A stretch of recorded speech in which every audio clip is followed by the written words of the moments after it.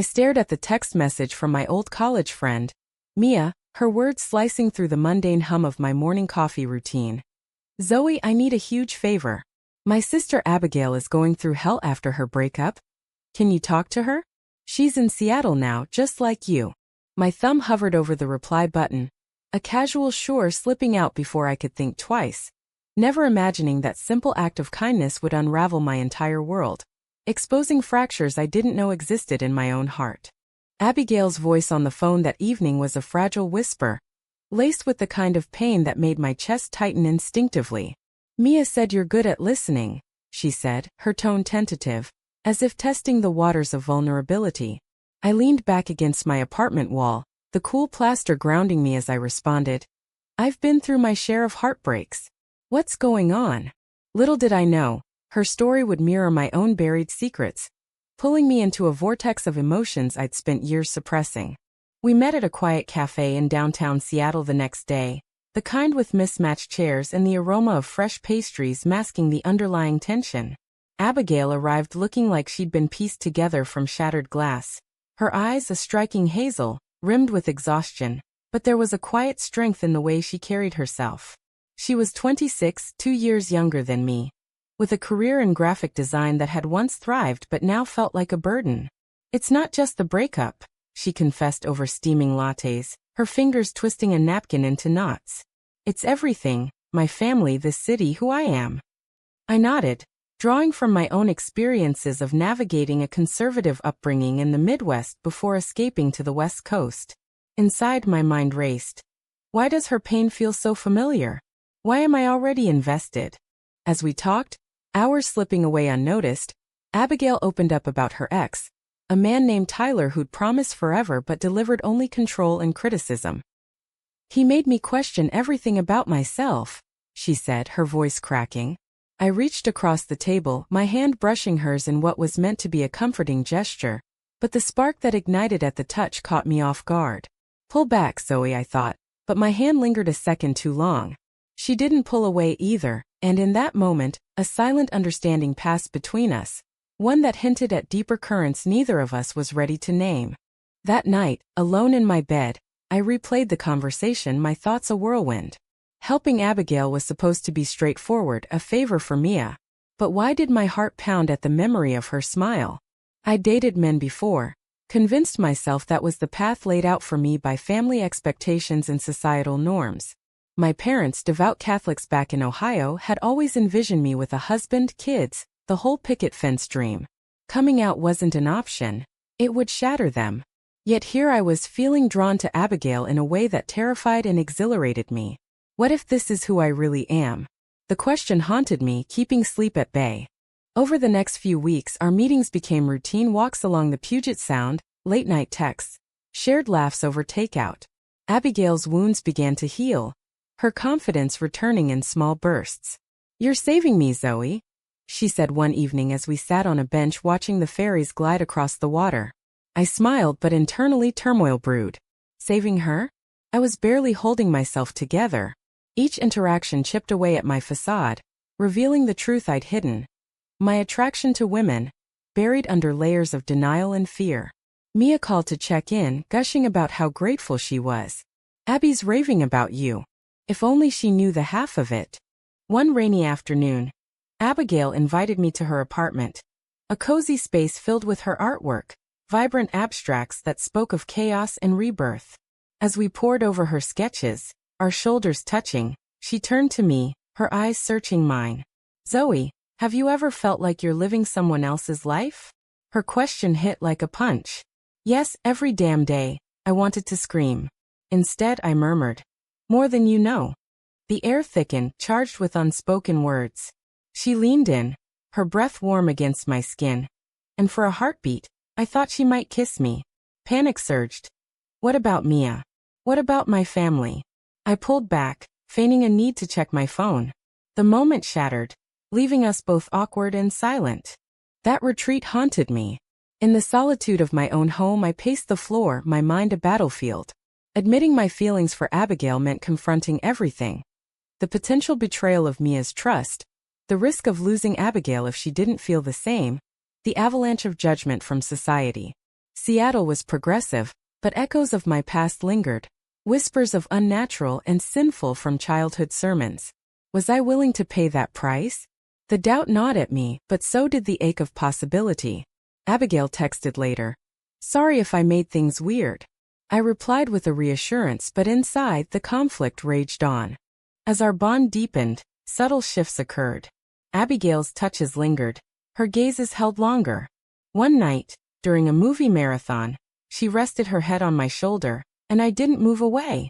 The warmth of her body against mine stirred something profound, a longing I'd never allowed myself to feel. But with it came guilt. Mia had asked me to help, not to fall for her sister. What kind of friend was I? The internal monologue intensified. You're crossing a line, Zoe. This could destroy everything. Yet the pull was irresistible, drawing me closer to the edge.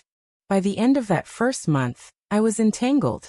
Abigail shared her dreams of traveling, of breaking free from expectations, and I found myself echoing her sentiments. My family wants me to settle down, find a nice guy, she said with a bitter laugh. But after Tyler, I'm not sure that's what I want. Her words mirrored my own unspoken truths. In my head, I debated. Tell her? Risk it all? The tension built, a storm brewing just beneath the surface, ready to erupt. The eruption came unexpectedly, during a weekend getaway Mia suggested as a thank you for my support. She booked a cabin in the Olympic National Park, insisting the three of us needed time away from the city. It'll be fun, sister bonding with a side of Zoe wisdom, she joked over the phone. I agreed, my stomach nodding at the thought of hiding my growing feelings under Mia's watchful eye. As we drove through the lush forests, Abigail in the passenger seat beside me, her hand occasionally brushing mine on the gear shift, the deception weighed heavier. How long can I keep this up? The cabin was rustic, with a stone fireplace and views of towering evergreens. That first night, as we sat around the fire sharing stories, Mia raised a toast. To Zoe for bringing Abby back to life. Abigail's eyes met mine across the flames, a silent message passing. Gratitude mixed with something deeper. Later, when Mia retired early, claiming fatigue from the drive, Abigail and I lingered on the porch, the stars a canopy above us. I feel alive when I'm with you, she whispered, her voice barely audible over the chirping crickets. My heart raced. This is it. The moment to confess or retreat forever. I chose confession. Abigail, I think I'm falling for you. The words tumbled out, raw and unfiltered. She froze, her expression a mix of shock and relief. Zoe, I feel it too. But Mia. And everything else.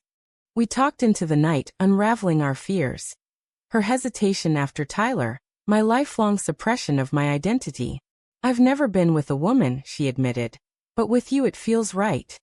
Our hands intertwined, a tentative step into the unknown. But joy was short-lived. Guilt shadowed every touch. What if Mia finds out? The betrayal would be unforgivable. Back in Seattle, our relationship blossomed in secret. Stolen moments in hidden cafes, whispered phone calls late at night. Abigail's apartment became our sanctuary, where we explored this new terrain with caution and wonder. I can't believe I almost missed this, she said one evening, her fingers tracing patterns on my arm. Inside, my mind churned. This happiness comes at a cost. My family, oblivious back in Ohio, continued their calls about blind dates with nice boys from church. Each conversation was a knife twist, reminding me of the world waiting to judge. The first crack appeared when Abigail's parents visited unexpectedly. Conservative to their core, they embodied the societal pressures we'd both fled. Over dinner at a family-style restaurant, her mother probed. Any new prospects, Abby? Tyler was such a catch, shame it didn't work. Abigail glanced at me, her foot nudging mine under the table for support. I smiled politely, but internally, rage simmered. How dare they dictate her life? Later, alone, Abigail broke down. They'd disown me if they knew about us. Her tears fueled my resolve, but also my doubts. Am I worth that risk? As weeks turned to months, the secrecy eroded us. Arguments flared, small at first, over canceled plans to avoid suspicion, then escalating. I hate lying to Mia. Abigail snapped one night after a close call. She's my sister. I paced the room, frustration boiling. And she's my friend. But what choice do we have? Coming out means losing everything. The words hung heavy, exposing the moral quagmire we were in. Was love worth the deception? The damage to relationships? My inner voice screamed, "You're selfish, Zoe." But another whispered, "This is your truth, fight for it." Mia's suspicions grew. She texted me more frequently, her messages laced with curiosity. "You and Abby seem close lately. Anything I should know?" I deflected with half-truths, each lie a brick in the wall of guilt building inside me.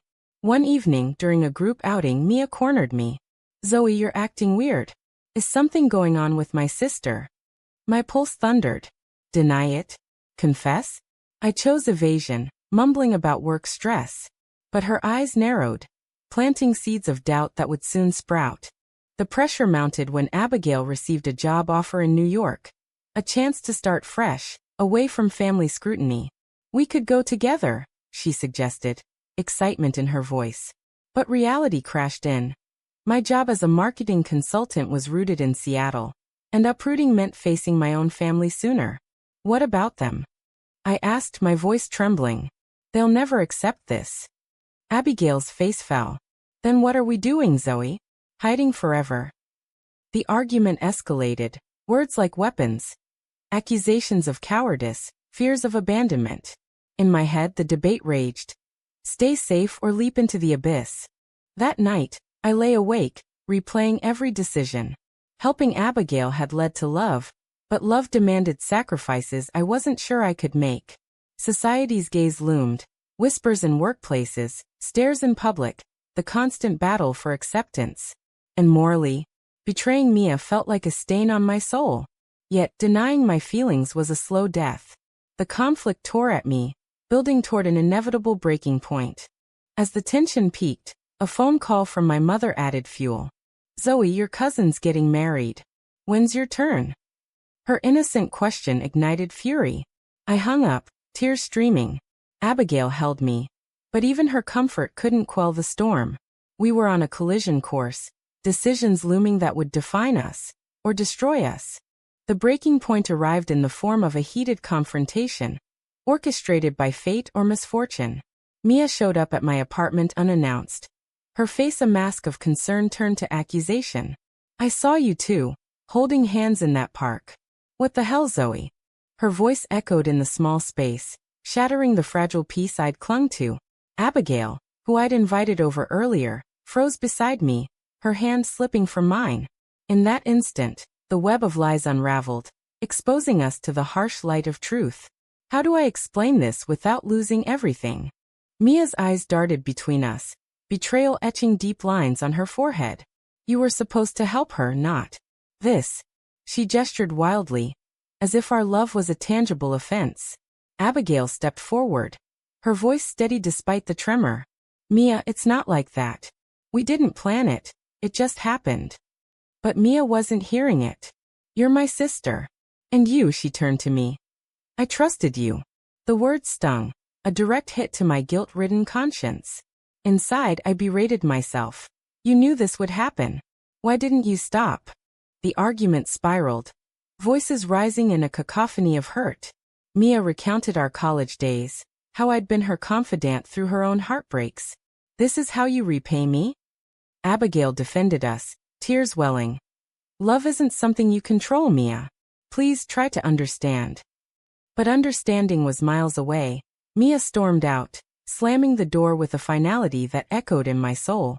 Left alone, Abigail and I collapsed into each other's arms, but the victory felt hollow. We'd gained honesty but lost a sister, a friend. Was it worth it? The question looped endlessly in my mind. In the aftermath, ripples spread. Mia called their parents, spilling everything in a fit of rage.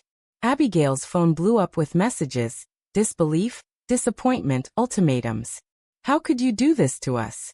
her father texted, his words a digital slap. We sat on her couch, scrolling through the barrage, her head on my shoulder. "They want me to come home to fix this," she whispered. Fix. As if our love was a defect.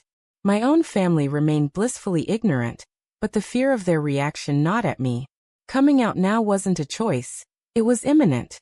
Abigail's resolve hardened amid the chaos. "I won't let them dictate my life anymore," she declared. But her eyes betrayed the pain. We spent days strategizing. How to respond, what boundaries to set. Yet each decision carried weight. Ignore them and risk isolation? Confront and face rejection? Morally, it felt like walking a tightrope over an abyss of right and wrong. Society preached acceptance, but in practice, it demanded conformity. Our love challenged that, forcing us to pay the price in emotional currency. My internal struggle intensified. Nights were sleepless marathons of doubt. Am I strong enough for this?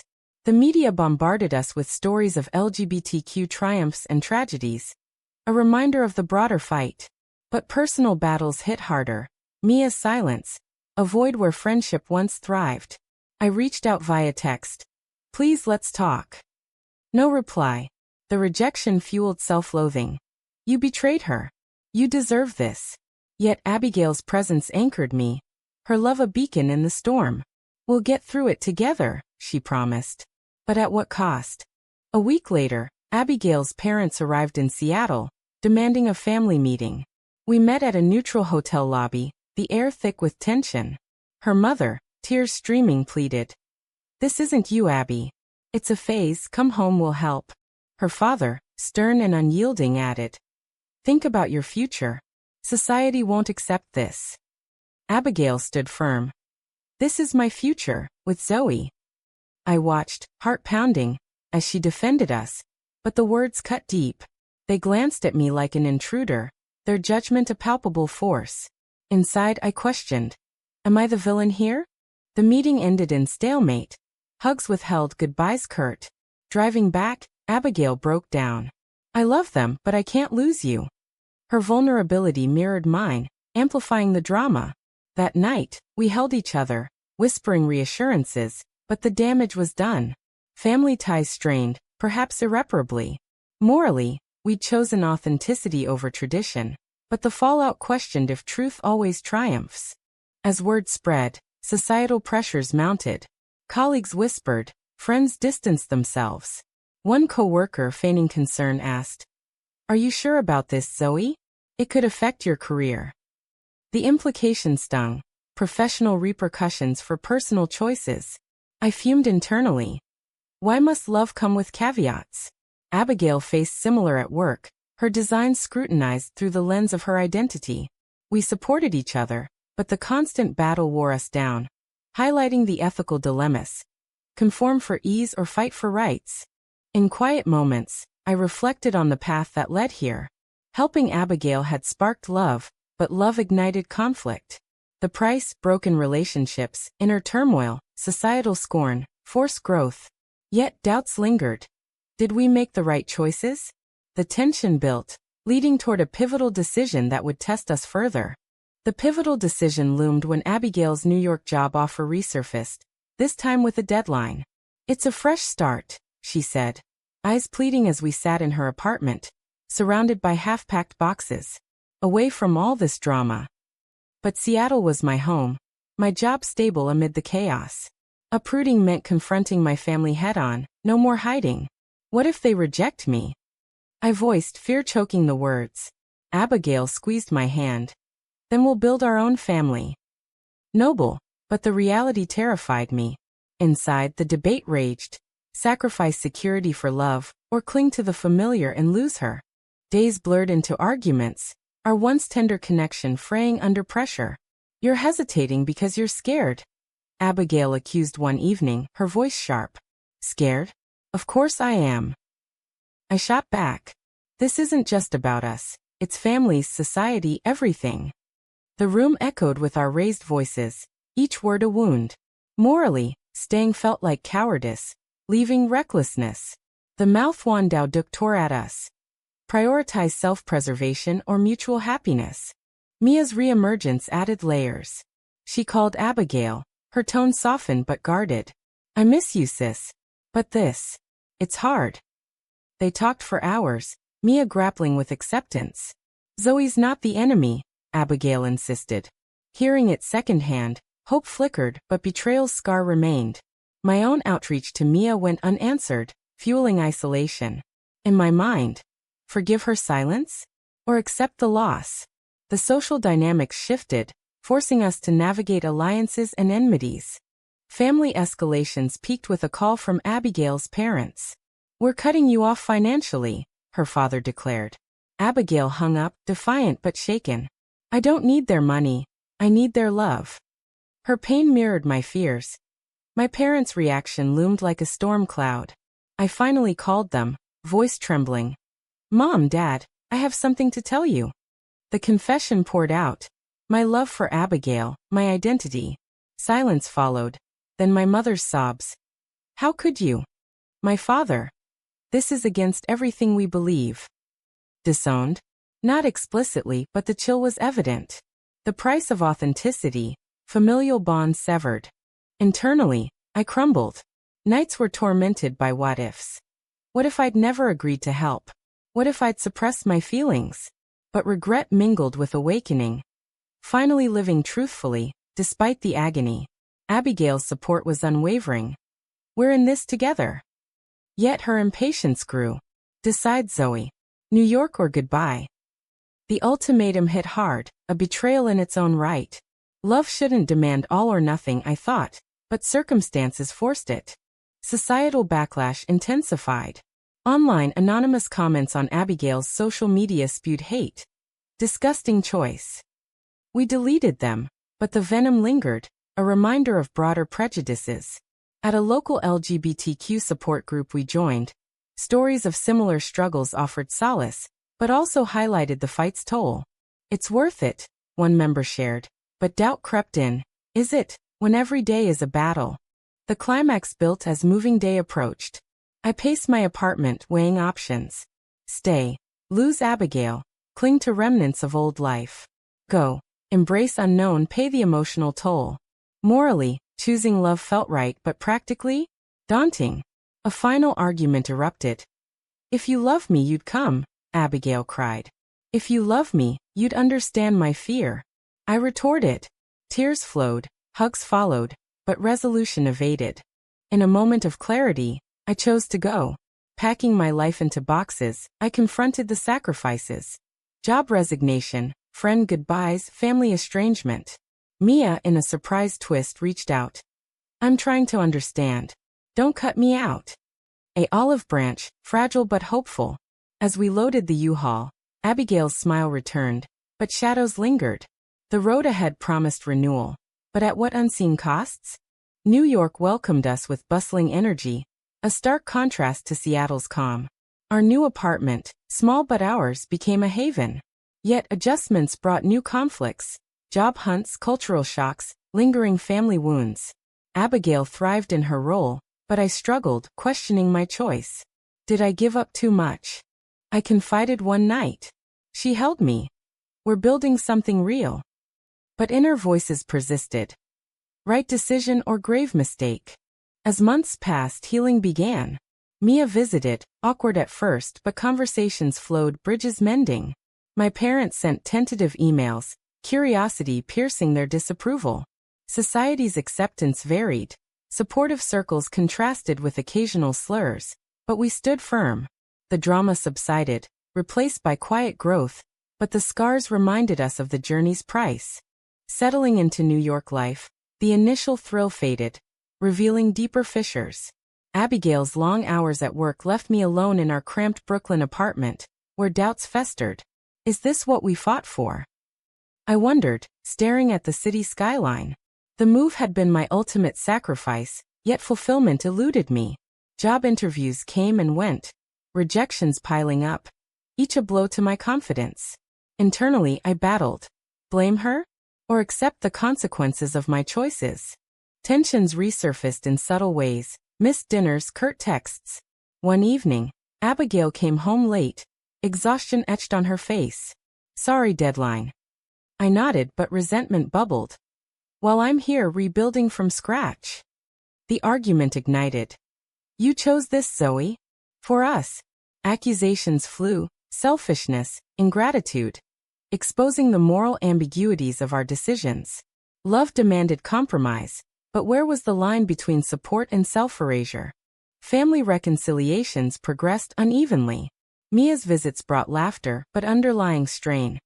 I still don't fully get it, but I love you both. Progress, yet incomplete. My parents' calls were sporadic, laced with tentative questions. Are you happy? Admitting yes felt like validation, no defeat. The societal lens amplified everything. Pride parades celebrated us, but daily microaggressions wore us down. Why can't it be easier? Abigail lamented. Because change requires pain, I thought, but the toll mounted. A betrayal shook our foundation when I discovered Abigail's late-night messages to an old friend, Sarah, flirtatious undertones that cut deep. It's nothing, she insisted when confronted. Just venting. But trust fractured. After everything we've sacrificed? I yelled, tears streaming. Her defense. I'm human, Zoe. The pressure's killing me. The revelation forced introspection. Had our rushed decisions bred resentment? Morally, forgiveness loomed as a choice. Hold grudges or heal. The drama intensified, our relationship teetering. In therapy, recommended by the support group, we unpacked layers. Childhood traumas, societal conditioning, personal insecurities. Love isn't enough without work, the counselor said. Sessions revealed Abigail's fears of inadequacy post-Tyler, my suppression leading to explosive emotions. Progress was slow, painful admissions surfacing. I feel trapped sometimes, Abigail confessed. Me too, I admitted. The sessions fostered understanding, but also highlighted damages, trust issues, emotional scars from family rejections. As we navigated repairs, awakenings emerged. I landed a job at a progressive agency, finding purpose in advocating for LGBTQ rights through marketing. Abigail's designs incorporated themes of identity, turning pain into art. Mia fully embraced us, attending our first Pride event together. My parents, in a surprising turn, visited. Awkward hugs, gradual acceptance. We don't understand, but we love you, my mother said. Tears flowed, a bittersweet victory. Yet, not all wounds healed cleanly. Societal prejudices persisted, job discrimination whispers, public stares. We countered with activism, joining protests, sharing our story anonymously online. The feedback mixed, supportive messages alongside hate. Worth the fight? Abigail asked. Absolutely, but exhausting. Internally, I reflected on the journey. From a simple favor to profound transformation, each step a trade-off, loss for gain, pain for growth. The ultimate test came during a heated debate at a family gathering Mia hosted in New York. Old tensions resurfaced. Abigail's parents, invited in a bid for reconciliation, clashed with ours over traditional values. Voices rose. This lifestyle is wrong. Love is love. I stood silent at first, then spoke. We've paid dearly for our truth. Have you? The room fell quiet, realizations dawning. No resolutions, but seeds planted. In the quiet aftermath, our bond strengthened, forged in fire. We celebrated small wins, a shared laugh, a supportive text from family. But the story's essence lingered. Choices define us, but at what price? Awakening to self meant hurting others, challenging norms, enduring fallout. As I look back, the path from that initial text to now feels like a labyrinth of right and wrong. We've emerged scarred but resilient, love intact amid the ruins. But one question haunts. In pursuing personal truth, do the ends always justify the means? Or do the collateral damages make some choices inherently flawed?